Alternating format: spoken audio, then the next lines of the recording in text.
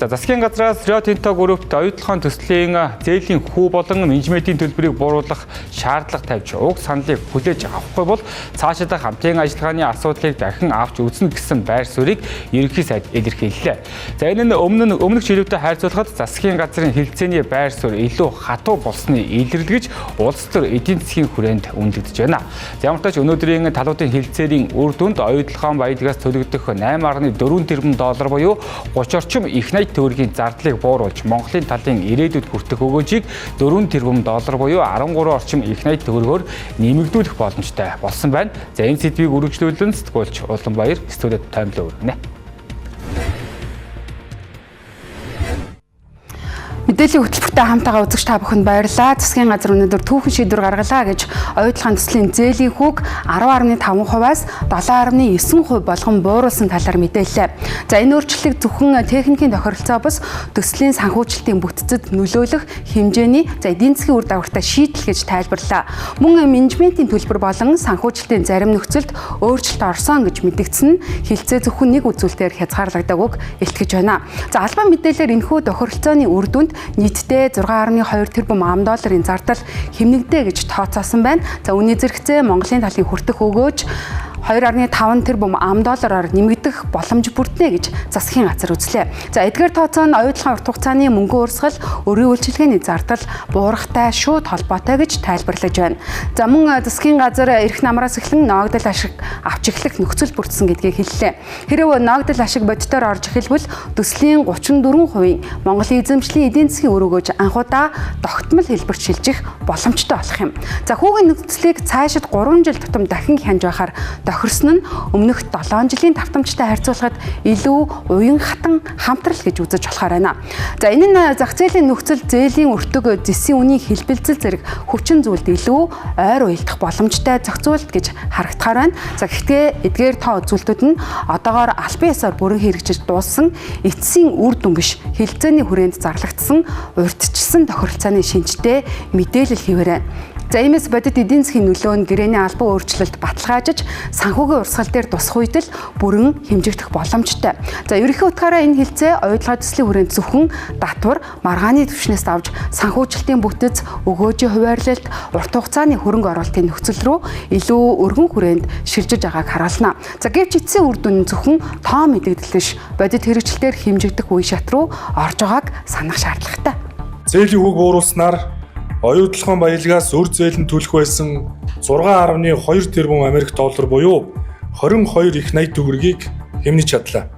Ингэснээр Монголын талын хүртэх өгөөж 2.5 тэрбум $, буюу 8 орчим их найт төгрөгөөр нэмэгдэх боломж бүрдэж байна. Хоёрдугаарт оюутлахын хувь нийлүүлэгчдийн зээлийн хүүг 7 жил тутам бууруулах цонх 3 жил тутамд эргэж харж хилэлцдэг болгож чадлаа. 3 дугаарт энэ жил бид оюутлогоос ногдол ашиг авнаа. За гэхдээ энэ бүх мэдээлэл одоогоор албан ёсны гэрээний эцсийн баталгаажсан өөрчлөлт биш гэдгийг мартаж болохгүй. Одоогоор үндэсний аюулгүй байдлын зөвлөлийн эцсийн шийдвэр зөвлөмж бүрэн гараагүй хувээр байгаа. Иймээс зарлагдсан өндөр дүнтэй хэмнэлт, өгөөжийн өсөлтийн тоонууд нь бодит хэрэгжилтээс өмнөх улс төр эдийн засгийн төсөөлөл, хэлэлцээний үр дүнгийн тайлбар хэлбэртэй байна. За хэрвээ энэ тохиролцоо бүрэн хэрэгжвэл оюутлахын мөнгөн урсгалын бүтэц өөрчлөгдөн, өрийн үйлчилгээ багасаж, ногдол ашиг эрт орж ирэх боломж нэмэгдэнэ. Монголын талын 34% эдийн засгийн үн бодитоор өсөх нөхцөл бүрдэнэ. За гэхдээ нөгөө талдаа энэ хэлцээ зөвхөн хүүгээр хязгаарлагдвал төслийн суурь бүтэц хэвээр үлдэнэ.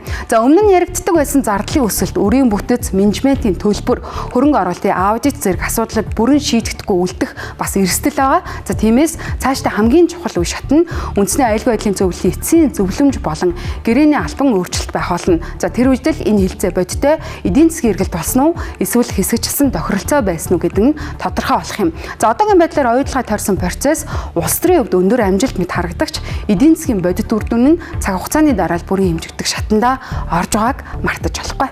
Энэ 7 жилийн хугацаа гэдэг бол хэтэрхий урт хугацаа байсан.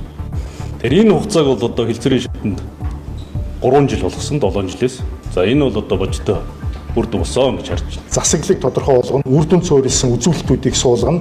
Манай улс одоо засаглалд хяналт тавьж болдог энэ зохицуултуудыг оруулахаар тохиролцсон байгаа. Монгол улсын ерөнхийлөгч улсын хурлын дарга ерөнхий сайд нарын хамтрал буюу үндэсний аюулгүй байдлын зөвлөл өчигдөр хурлдсан ч өнөөдөр эцсийн зөвлөмжөө гаргасангүй. За гэхдээ засгийн газар Риа Тонтод зээлийн хүү болон менежментийн төлбөр бууруулах шаардлага тавьсан нь хэлбэрийн хувьд энгийн санхүүгийн хэлцээ шиг харагдавч бодит дагуулгаараа илүү өргөн хүрээтэй улс төрийн мессеж юм. За учрал ерөнхий сайдын хүлээж авахгүй бол хамтарч ажиллахгүй гэсэн өгүүлбэр бол стандарт хэлцээний байр сууриас нэг шат агсан шахалтын шинжтэй улс төрийн тохио гэж уншигдана. Гэхдээ энд хамгийн чухал зааг байна. Энэ байр суурь нь засгийн газрын ганцаарчилсан мэдэгдэл. Харин оюутлогын шиг стратегийн том төсөл дээр бодит шийдвэр гаргах институтын дээд түвшин нь үндэсний аюулгүй байдлын зөвлөл байдаг. За өчигдөр үндэсний аюулгүй байдлын зөвлөл энэ асуудлыг хэлэлцсэн гэх мэдээлэл гарсан зөвхөн нэг л зүйлийг харууллаа. Энэ асуудал стратегийн түвшинд орж ирсэн гэсэн улс төрийн мессеж. Оюутлагыг зөвхөн хөрөнгө оруулалтын татврын маргаан гэж үзэх хүрээ хумигдаж үндэсний аюулгүй байдал урт хугацааны эдийн засгийн хамаарал гэсэн өнцөг рүү орж эхэлж байна. Гэхдээ хамгийн чухал нь үндэсний аюулгүй байдлын зөвлөлийн эцсийн зөвлөмж шийдвэр хараахан гараагүйг дахин санах хэрэгтэй. Энэ нь 3 утгатай. Нэгдүгээрт одоогийн хатуу мэдээллүүд нь улс төрийн хэлцээний байр суурь эцсийн институтын шийдвэр биш. Хоёрдугаарт засгийн газрын шахалт бодит хэлцэд нөлөөлөх зорилготой ч түүнийг хууль гэрээний түвшинд шилжүүлэх хэсэг нь тодорхойгүй байна. За гуравдугаарт үндэсний аюулгүй байдлын зөвлөлийн шийдвэр гараагүй байгаа нь дотооддоо байр суурийн зөрүүтэй эсвэл хэлцээний нөхцөлийг эцлээгүй улс төрийн эрсдлийг нь харж байж болцсошгүй юм.